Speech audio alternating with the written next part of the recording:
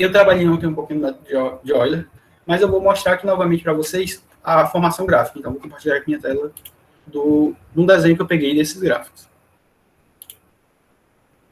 Vou apresentar aqui. Pronto. Vamos só entender um pouquinho como é a aplicação desse método que eu comentei com vocês ontem.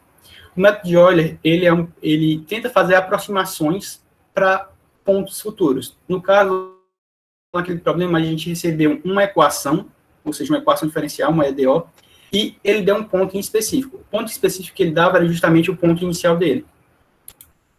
Só ver aqui novamente o ponto. O ponto era o x para 0 sendo igual a 2. No caso, y0 igual a 2. No caso, meu y com t igual a 0, eu teria o valor 2. Ou seja, o meu valor de y2 tem aqui bonitinho, eu consigo definir o meu gráfico. Vamos definir aqui, sei lá. Aqui sendo o y, o eixo y, esse na vertical, e na horizontal, o eixo t. Se eu pegasse o valor, basicamente, para o valor de t igual a 0, eu teria o y igual a 2. Ou seja, digamos aqui, vamos puxar ele aqui mais para o lado, fingir que ele está bem nesse ponto encostando aqui. Então, esse seria o meu valor inicial. Ele gostaria de saber agora um segundo valor, que seria do ponto posterior, no valor de t igual a 1. Então, seria um pontozinho um pouquinho mais afastado para cá. Fingindo que esse daqui era o ponto que a gente estava trabalhando inicialmente, esse daqui era o ponto que a gente queria, digamos, esse daqui é o ponto que a gente queria, vamos ignorar esse daqui por enquanto. O método de Euler ele vai tentar fazer algumas aproximações, ou seja, a partir da derivada, da inclinação daquela equação que eu trouxe, daquela EDO, ele vai tentar chegar a pontos próximos a esse. Como vocês podem ver aqui, quando eu tentei fazer a aplicação do método de Euler, ele foi quebrando as inclinações. No caso, primeiro eu fiz a inclinação de um ponto, depois para outro, justamente fazendo o passo a passo da minha função. Ou seja, eu fui caminhando espaço por espaço. Esse método, ele tende a dar uma certa aproximação, ele chega, como vocês podem ver aqui, sempre vai ter um erro associado a esse método, que é justamente essa distância que eu tenho do ponto que eu encontrei até o ponto que eu quero mesmo, eu não tenho ele especificado, e esse erro, ele está associado justamente com os outros parâmetros. Como a gente vai fazer meio que uma tentativa, não é bem uma tentativa e erro, mas a gente tenta pegar aqueles valores e jogar para se aproximar ao máximo daquele ponto, então a gente nunca vai acertar em cima. Pelo menos eu acho que não é que a gente nunca vai chegar àquele ponto, mas se for uma coincidência muito grande, a gente pode conseguir chegar no valor exato. Mas geralmente vai ter um erro associado. Então, dessa forma é que ele vai funcionar o método de Euler. Para a aplicação dele, já vindo aqui para outra tela, a gente tem algumas informações aqui, que é tanto a estrutura como a minha equação vai ficar, para eu poder trabalhar com ela, quanto com os outros valores. Vamos pegar aqui o formato geral da minha equação. Eu dei esse problema aqui inicial para vocês, mas eu também tenho a minha formação da minha equação, para eu poder aplicar no método de Euler. Para eu poder aplicar nesse método, eu vou ter que ter o lado diferencial, a parte diferencial da minha equação, no caso do y'. Geralmente a gente vai vir como dy dt, é outra forma de representar. E aqui vocês conseguem ver, eu tenho o meu dy dt, no caso d', mais 2y igual a esse outro valor aqui. Quando eu quero colocar para o método de Euler, eu preciso fazer a transformação para esse método específico aqui, que é onde a gente consegue trabalhar com essa aplicação. Depois que a gente transforma para esse formato, onde eu tenho o diferencial isolado, e eu também vou ter o meu valor inicial, por ser um problema de valor inicial, eu vou ter que ter esses dados, eu vou conseguir aplicar em digamos assim, uma estrutura onde eu consiga encontrar o ponto posterior, o ponto que eu estou querendo encontrar, que é justamente o meu y1 nesse caso. Então, como eu tenho essa equaçãozinha aqui para fazer a transformação, eu vou passar esse 2y para o outro lado negativo. Então, eu fico somente com t vezes e na 3t, mais, menos, no caso, 2y. Morreu aqui, já consigo o formato bonitinho. Agora eu tenho que aplicar o método, ou seja, eu vou ter que aplicar aqueles valores, aquela equação, no caso, para esse probleminha aqui. Vocês podem ver que quando eu faço essa transformação, eu fico com esse isolado e fico com uma função de t e de y, que é justamente a gente vai utilizar aqui dentro do nosso método de Euler. Então, aqui eu vou precisar desse formato. Para isso, eu simplesmente vou juntar tudo. Agora, o meu f de ty, ele vai ser essa partezinha aqui, menos 2y. Então, vamos colocar aqui na parte do Python mesmo para a gente ver como isso fica. Inicialmente, para vocês, só relembrando o código que eu fiz ontem, aqui a gente vai criar uma função justamente para não ficar repetindo toda vez a mesma funçãozinha, no caso, a mesma expressão. Eu criei aqui def, uma função f, que é esse f que eu vou utilizar dentro da minha equação, de t e y. Eu peguei aqui uma variável para auxiliar, para dar o retorno posteriormente, onde eu disse que essa variável ela vai ser igual ao meu t, caso t, vezes esse exp é justamente meu exponencial, meu número de Euler, elevado a 3 vezes o t. E depois o menos 2, que foi o que passou daqui, que estava positivo, foi para o negativo. Depois só retorna essa variável aqui, fun, que é o meu valor final. O valor que eu quero obter daquela equação já transformada pelo método de Euler, bonitinho lá, e só aplicar. Para me fazer a aplicação, para minha função Euler, eu vou precisar de alguns parâmetros especificados. Logo de início, eu sei que eu vou precisar do t e do y, que tem na função inicial, então eu preciso deles.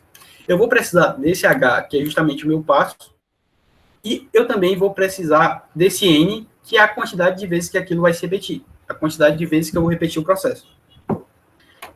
Feito isso aqui, eu só pedi para ele printar aqui, vou pedir aqui na tela para ele printar como ficar aquela equação no formato bonitinho, no caso, y de t igual ao valor para y, no caso, o y, o valor t igual ao valor especificado, é a mesma coisa desse daqui, y de 0 igual a 2, assim como os posteriores vão ter outros valores.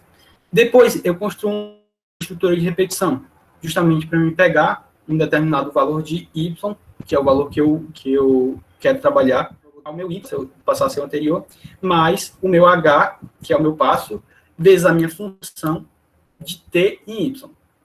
Gerson, por que está utilizando essa mesma variável aqui? Aqui eu mostro o yk mais 1 e aqui um yk. Aqui eu não preciso fazer essa diferenciação justamente porque eu vou estar atualizando o valor dentro da minha variável. Ou seja, esse valor aqui, no caso o y, que entra, quando eu atualizar esse valor aqui, ele vai passar a ser o anterior.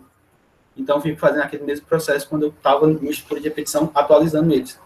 Esse valor aqui estava vazio, eu vou jogar um valor para ele, somado a outra parte.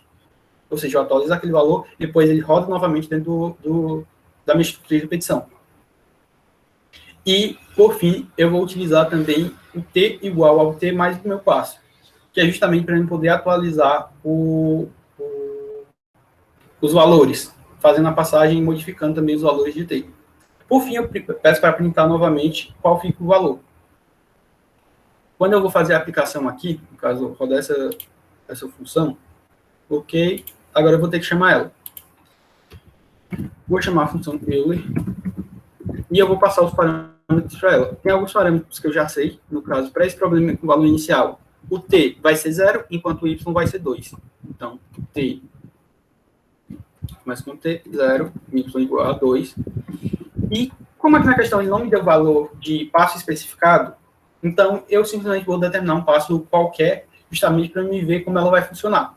Geralmente a gente utiliza logo de início, para ver como a função vai funcionar, eu gosto de começar utilizando com valores que chegam a 1, no caso, tanto do passo quanto do número de repetição.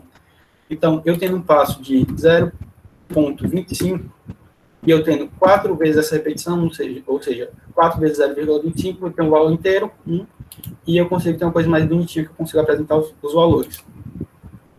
Encontrei esses valores aqui. Agora, Gerson, depois que a gente tem esse resultado, quer dizer que no ponto 1, que era o que eu estava procurando, o meu valor de y vai ser igual a 2,2171 e assim vai. Esse valor, como eu falei para vocês, é um valor aproximado, porque aqui a gente está trabalhando com as inclinações da reta, daquela equação, para encontrar valores próximos. Ou seja, quando eu tinha um valor 1, no caso, quando eu tentava com um passo de 0,25, ou seja, aqui é 0, aqui é 0,25, aqui 0,5, aqui o 0,75 e aqui 1. Então, esses valores aqui, eles tentam se aproximar, mas eles não chegam exatamente em cima desse ponto. Ou seja, são valores próximos, não são valores exatos. Gerson, eu consigo melhorar essas aproximações? Tem outros métodos que acabam sendo melhores para a gente utilizar, como é o caso que, eu não sei se vocês já viram com a professora Valderei a parte do método de rangem oculta, mas eu vou comentar um pouquinho sobre ele para vocês, justamente para a gente ver a comparação entre um método e outro. Então, encerramos. Deu para entender mais ou menos aí como funciona o método de Euler, pelo menos essa parte basicona. Vocês, quando estiverem na disciplina de métodos matemáticos, vão ver um pouquinho melhor. A professora Valderei vai mostrar tanto a aplicação manual dele, quanto também no Excel, provavelmente. Mas deu para pegar a ideia de como fazer a aplicação no Python. Joguinho aí no chat, deu para pelo menos pegar ou tá todo mundo voando nesse método maluco. Alguém?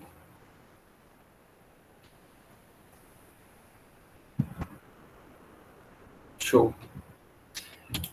A princípio, pode parecer um pouquinho complicado, mas quando vocês começarem realmente a exercitar, tanto começar a fazer a aplicação do método na mão, quanto verem outros exemplos, vai ficar mais fácil para vocês entenderem. E vocês tendo pelo menos a base de como é que aplica isso no Python, fica bem mais simples quando vocês forem fazer algum trabalho, alguma coisa que exija a aplicação desses métodos.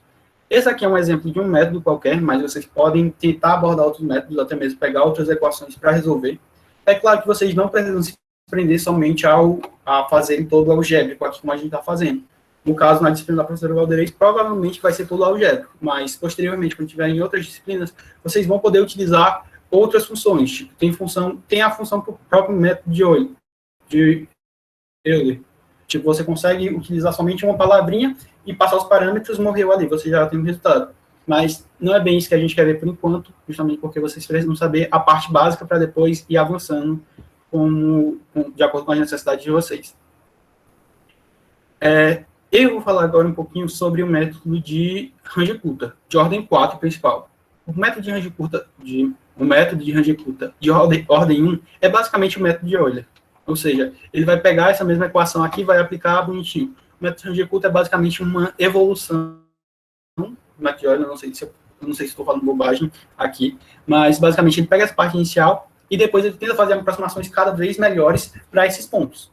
Eu vou mostrar aqui o gráfico dele, para ficar mais fácil de vocês compreenderem. Essa imagem aqui ficou um pouquinho ruim, que eu não acho um gráfico melhor, mas basicamente vamos tentar entender o método de Euler.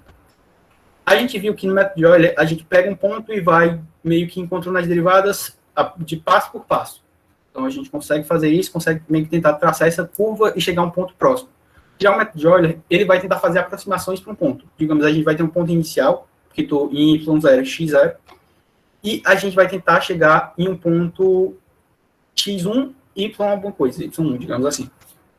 Para a gente fazer isso, a gente vai tentar utilizar justamente as derivadas das retas em cada uma dessas partes. Um desses exemplos que a gente costuma utilizar eu posso utilizar pedaços e pedaços desse intervalo para me achar aproximações e depois eu tentar unir elas para ficar cada vez melhor a minha aproximação. Então, o que é que eu faço aqui? No método de rangem curta de ordem 1, que é o método de Euler, ele faz uma derivada, encontra uma inclinação para chegar a um ponto específico. Então, ele faz aquilo e morreu. Quando eu vou evoluir nesse método, de certa forma, vou passar para o método de rangem curta de ordem 2. Eu vou quebrar em dois pedaços. No caso, eu vou ter x1, vou ter o intervalo do meio aqui, que vai ser justamente o H2, e vou ter o x1. Então, consigo ter a primeira inclinação e a segunda inclinação, e consigo ter um resultado melhor. Quando eu quebro na terceira parte, no caso, em 3 pedaços, que é a rangem curta ordem 3, eu vou ter uma aproximação ainda melhor. 23, 66, aqui dos pedaços do meu intervalo, e vou ver como fica a minha inclinação. Depois que eu faço esse processo aqui, eu vou tentar juntar aqueles resultados e meio que tirar um médio ponderado daquelas inclinações para me encontrar a melhor inclinação possível ali, que se direcione melhor aquele ponto. Jogando aqui para o método de rangem curta de ordem 4, que provavelmente vai cair para vocês, é justamente, a gente quebra o nosso intervalo aqui de x0 até x em 4 partes. No caso, a gente vai dividir aqui onde a gente vai ter o espaço de h sobre 2, no caso, h vai ser intervalo. e outro h sobre 2. Então, a gente consegue ter esses intervalos para a gente traçar algumas derivadas. Então, primeiro eu vou pegar a derivada no ponto x0, e vou ter uma inclinação, então já armazeno ela aqui. Digamos que a minha inclinação do x0 foi essa pretinha, essa que está em preto aqui na minha tela. Eu tenho essa primeira inclinação. Depois que eu tenho ela, eu vou tentar traçar uma nova inclinação em relação a esse ponto que ela encontrou. Então, eu vou tirar a derivada justamente nesse ponto que eu encontrei que essa inclinação gerou. Justamente quando ela passa pela curva, eu consigo ter essa nova inclinação. Eu vou ter essa nova inclinação justamente utilizando o h sobre 2 e vou conseguir uma nova inclinação. Essa nova inclinação, eu vou utilizar justamente essa bege marrom aqui. Feito esse processo, eu passo para mais uma. Como a gente está trabalhando com conjectura de ordem 4, então eu vou poder traçar mais outras duas. Então, eu traço mais uma inclinação, chego a esse valor amarelado aqui, essa inclinação amarelada, e por fim, eu tento traçar mais outra e chegar a essa vermelha. Ou seja, eu utilizei os valores de cada um dos pedaços do intervalo para me chegar a uma inclinação legal, a uma coisa que eu consiga meio que descrever ali dentro do meu gráfico. Com isso, eu tento me aproximar ao máximo desse pontinho azul, que é o ponto de interesse, o ponto principal. Agora, vamos tentar entender algebricamente como é que funciona isso. Não vou me aprofundar tanto na parte algébrica, vou mais mostrar como ficam as equações para a gente encontrar esse método.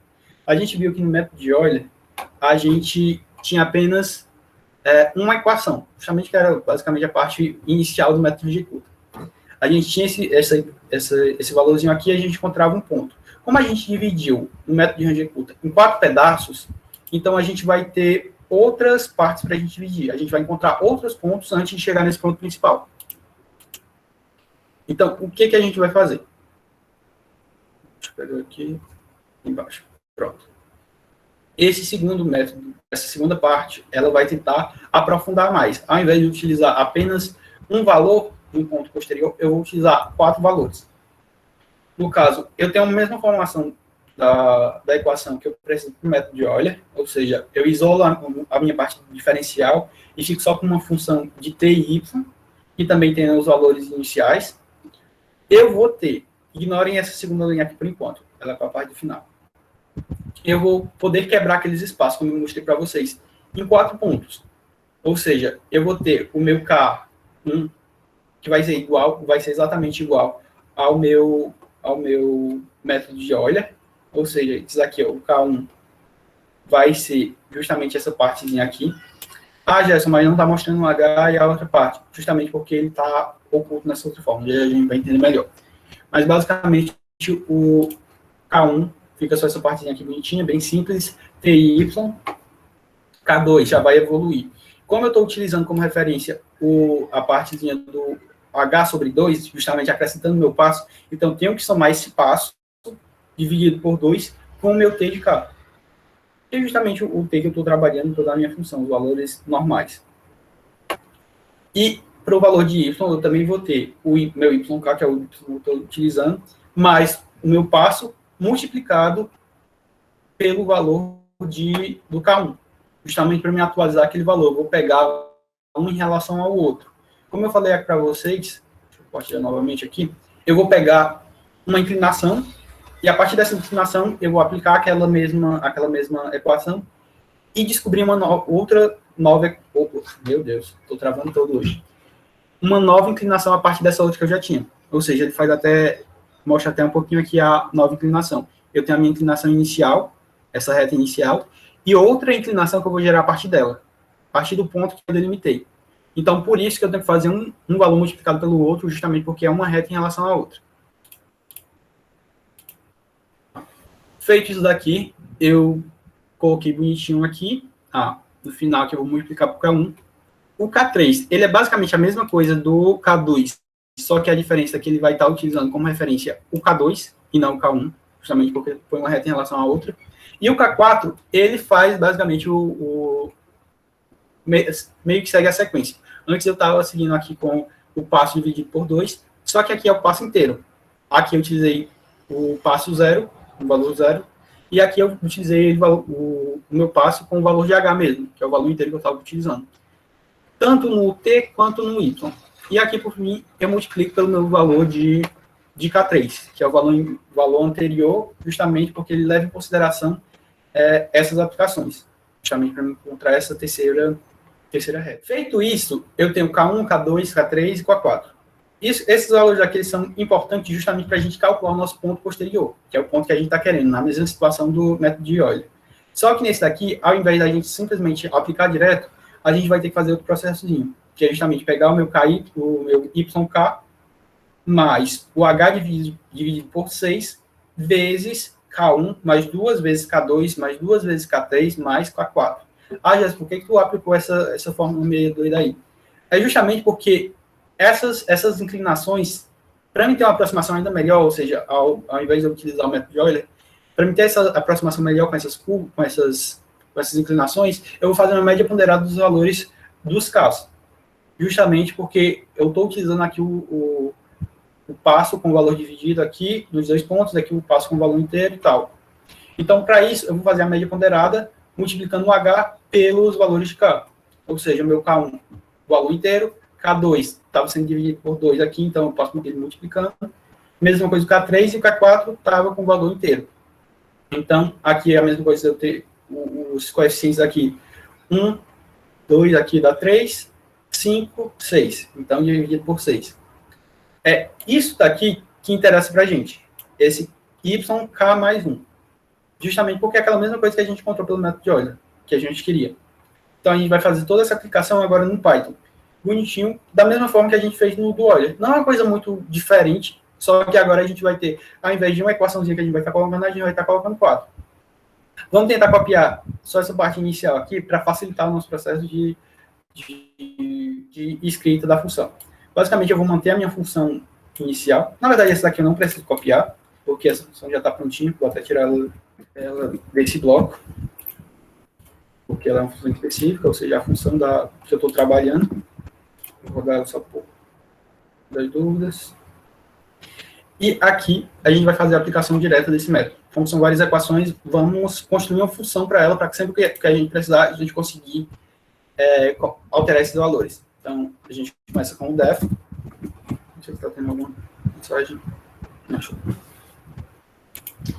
A gente vai ter a definição da nossa função. Agora eu vou colocar range oculta de quarta ordem, que é justamente o novo nome da minha função. Vou abreviar aqui.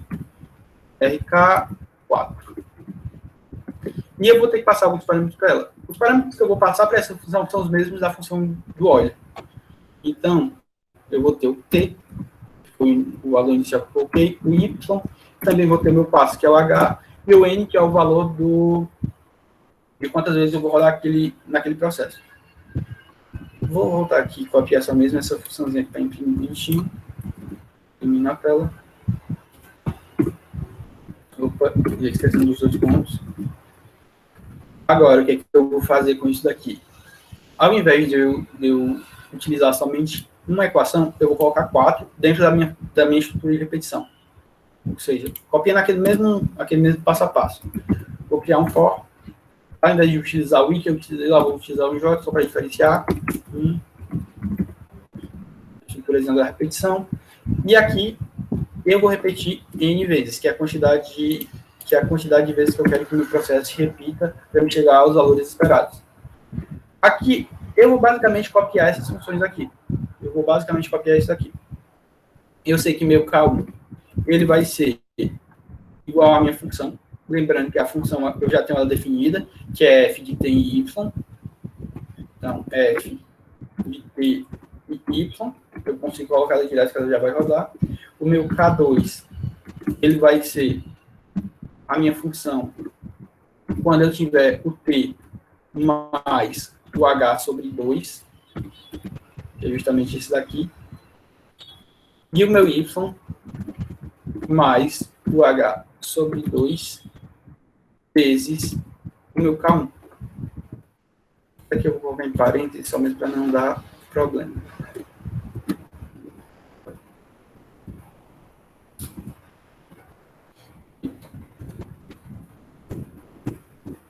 Meu Deus. mais H sobre 2. Não tem nenhum problema depois de hidratação. Não é hidratação, é no momento que eu vou compilar. Meu K3, ele vai ser a mesma coisa, só que aqui, ao invés de utilizar o K1, eu vou utilizar o K2. E, por fim, o meu K4, eu vou utilizar F do T mais o H, que é o meu passo, e o meu Y mais o meu H vezes K3. Pronto. Coloquei as 4 equações que eu precisava, agora eu preciso dessa última equação. Opa, já vou ver aqui. Essa última equação é justamente a junção de todas elas, a média ponderada somado com o y inicial. Então, vamos jogar aqui embaixo também. Eu vou ter que nessa função, eu vou ter meu y, da mesma forma que eu fiz lá no Euler, eu consigo atualizar o valor. Então, y vai ser igual a y mais, vou pegar aqui meu passo dividido por 6, que é justamente a quantidade de vezes que a porção média ponderada, então eu tenho que fazer essa divisão por 6. E agora eu vou colocar K1 mais 2 vezes K2, justamente esses valores aqui, 2 vezes K3 mais K4, mais 2 vezes K3 mais K4. E sempre lembrando de atualizar os valores de T. Igual a T mais o meu H.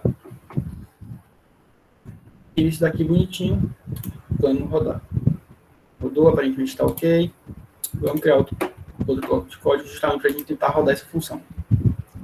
Agora, eu vou ter que rodar a função R4K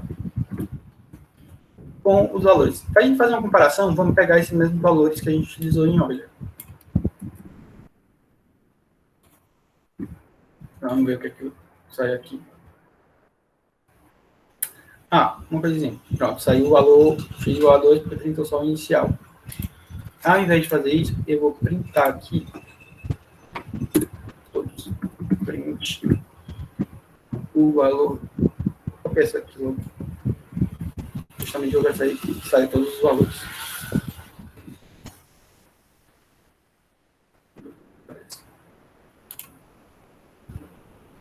Pronto, o que foi que ele fez aqui?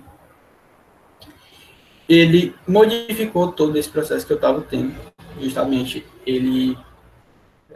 Na verdade, quando eu coloquei as informações aqui em Euler, eu troquei esse valor aqui. É justamente que era o valor inicial para y0. Agora estou me confundindo, será? Não, era 2 mesmo. Eu que estava errando. 2 e aqui 2. Continuei com os mesmos parâmetros, de ordem 4, bonitinho. Vocês podem perceber aqui que tem valores diferentes. No caso, para 0,25, tem esse valor, 0,5 esse outro, 0,75 esse outro, 0,1, 3,497. Então, isso aqui já é outro valor diferente desse inicial. Qual que eu vou utilizar, em qual caso que eu vou utilizar esse método de Hindenburg? Vão ter momentos específicos que você vai conseguir aplicar eles. Justamente vão ter algumas regrinhas, se eu não me engano, de aplicação. Dependendo do tipo de equação diferencial que você está trabalhando, você pode aplicar o Euler, que vai dar um valor aproximado legal. E se você quiser aprofundar em mais outros casos específicos de equações diferenciais, aí você utiliza de Hindenburg de ordem 4, justamente para dar um valor melhor. Pronto, encontrei esses valores aqui. Esses valores aqui, todos eles são aproximações do meu método. Justamente porque posso trabalhar com eles, tem uma aproximação melhor nos meus pontos. Sempre vai dar diferente? Provavelmente sempre vai dar diferente esses valores do método de Euler e do de Hindenburg. Justamente porque são aproximações diferentes, são métodos de trabalhar diferentes. Por mais que o de Hindenburg, de ordem 1, seja a mesma coisa do Euler, mas eles vão ter diferença nas aplicações quando a gente vai aumentando esses valores. Essa é basicamente a aplicação principal. Vocês podem acabar alterando os passos, ou então a quantidade de vezes que vai se repetir, mas a ideia central da aplicação do método é essa. Vocês só vão ter que adaptar mesmo como vai ficar todo o processo para vocês entenderem e replicarem ele.